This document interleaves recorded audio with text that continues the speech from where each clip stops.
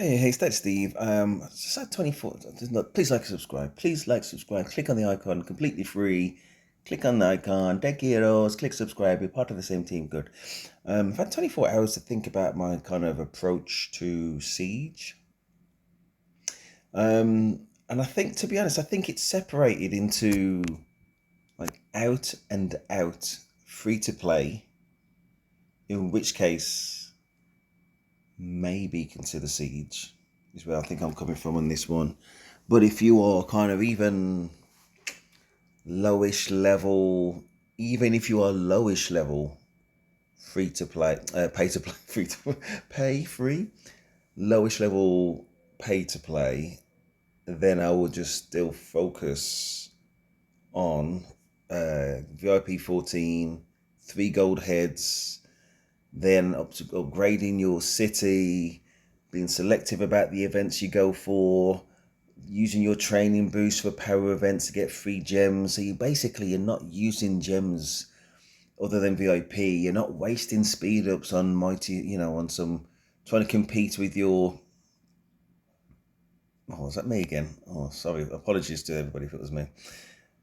Trying to compete with people in your own alliance, you know what I mean? And trying to win battles you're never going to win because you're up against some whale or pay to play players if you're not pay to play. AKA, it's a waste of time trying to rank somewhere. And as I said in previous videos, most of the time, what's this guy doing? Most of the time, even at number one, what we're talking about, you can get it like 20 gold heads. It might seem like a lot early in the game, but I say get to 14, VIP 14, 3 gold heads a day. That's like 1 week's worth. You know what I mean? And if you're on that free to play timeline, then obviously that's what you got to do. You got to be tactical and you got to live within your means. Hold on. So we'll join later. I don't know if you see my other Ian's Ballards videos. I'll kind of let them run ahead just to that next base camp because there's not a lot for me to do, for any of us to do really, other than run there. So as long as one makes it to, around about here, then we're good. All right, so again, going back to Siege.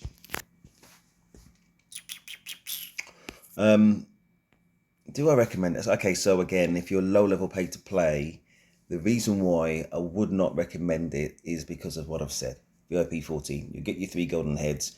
You can enjoy the melee, and you don't really have to fall back on strategies which put you in the siege level consideration in KVK. If you're entirely free to play,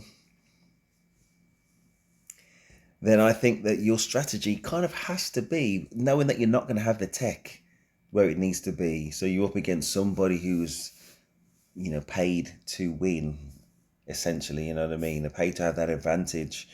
You need to be in the back row where you can. So if you can, let them be front row, and hopefully there's enough of them to hold the line, then you position yourself in the back row at a sort of safe distance.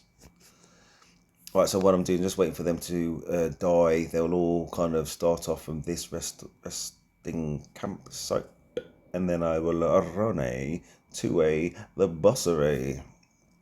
In fact, let's get that ready while I talk.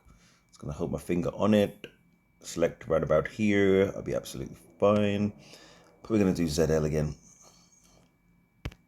and Humming Prime. Anyway, so hopefully they don't run to me, because if they run to me, then I'd have to die again myself.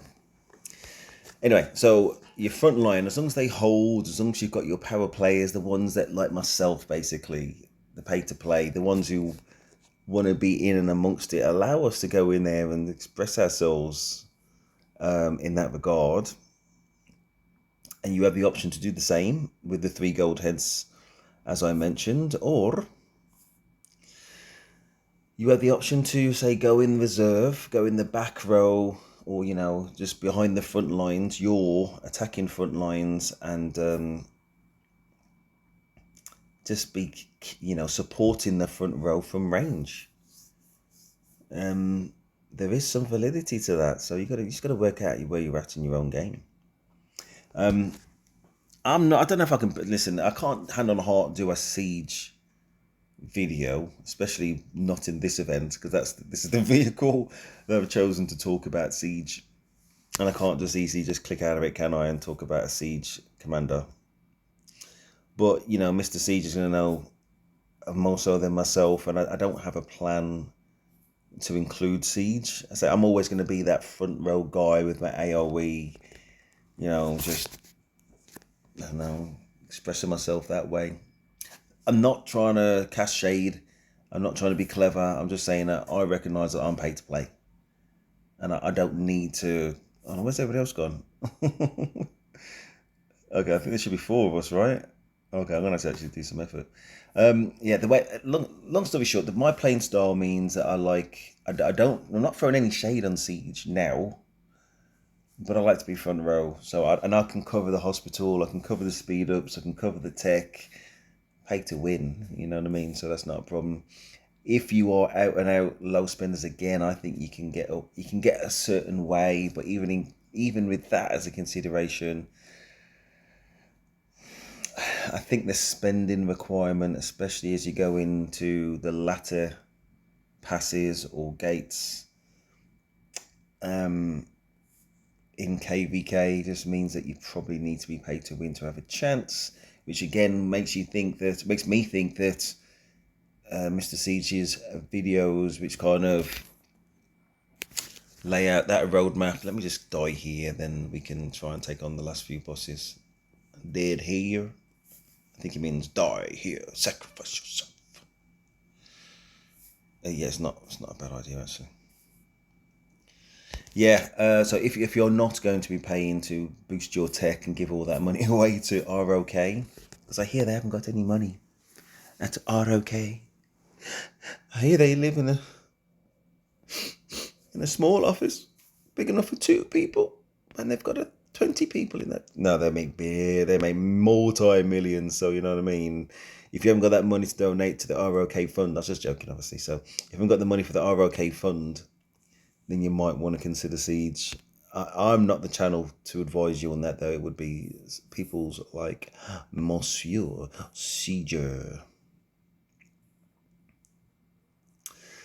And that's it, really. If you do see me popping up with a siege-related commander, as I said in my last siege talk through, I've already got a plan for John Prime. Then I got a plan for Belisarius. Whatever I could possibly do with siege does not exceed my plans for that or my expectations in terms of impact in battle, akin to the playing style that I want to play. But if you did see it, it's just because I just want to experiment a little bit, I guess, or I don't think it's going to happen. But I'll be experimenting or just seeing how many free kills I can get from the back row whilst everybody else is in the front row. You know what I mean? You get these people, money men or whatever, who think, okay, yeah, just express yourself in the front, just knock yourself out. Then I'll be in the back, or any other, the siege will be in the back, basically contributing to battle, no doubt about it, and just picking up those free, what do you call it? Yes, call it kills. Really, it's those severely wounded, in it? Those free battle stats. Free battle stats, otherwise known as free kills, meaning free severely wounded troops for them, and hardly ever for us, hardly ever for that siege commander. God, I'm thinking now, am I sounding pro siege? I don't think I'm pro siege, and there's nothing wrong with that. But I do see their tactical use. I'm only really thinking about that map where you can only send one army. Let's not get carried away. The time that you've kind of raised the tower in most other situations, the true melee, and there's always going to be people like myself rolling with 4 or 5 armies. Just gone, probably. But anybody would be gone. And when somebody attacks me and I've got less than 5 armies, I'm going to be gone. Of course. Basically, I don't think I'll do it. I don't think I'll do it. Yeah. Again, other than that one map where you can send one army. Say if, yeah, again, I'm just thinking, okay, so say the enemy's trying to attack a flag, you can somehow, again, any time when you can position from a safe ranged distance, then potentially you could do it. I think that is going to be a relatively isolated number of incidents, but where you can get away with it, then you get big rewards, big enough rewards. Yeah, nothing in the hospital. Anyway, enough about that. Probably my last Siege conversation. I just wanted to kind of wrap it up. And again, Mr. Siege, if you want to chart that a little bit more. On a different note, they released, or they're soon to release, Eleanor of Aquitaine, one of the worst commanders that's ever been released. A real kind of hype job from the ROK and their sponsored creators. And I was thinking about that whole kind of sponsored scheme. I don't think I need to do it, to be honest.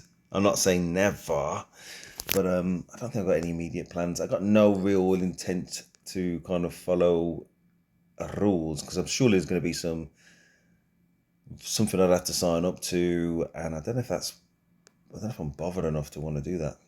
Oh man, we've got like 3 armies instead of 4.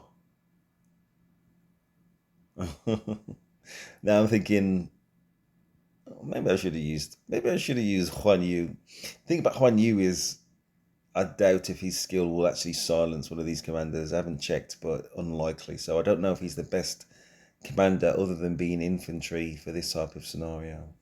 But anyway, I helped them along the way, and very happy with my performance. All is good. All right, just a few thoughts on Siege, just to wrap that up. All right, please like, subscribe. So click on the icon, Deck Heroes, click subscribe, support the channel. Much appreciated. That's Stephen. I'm out.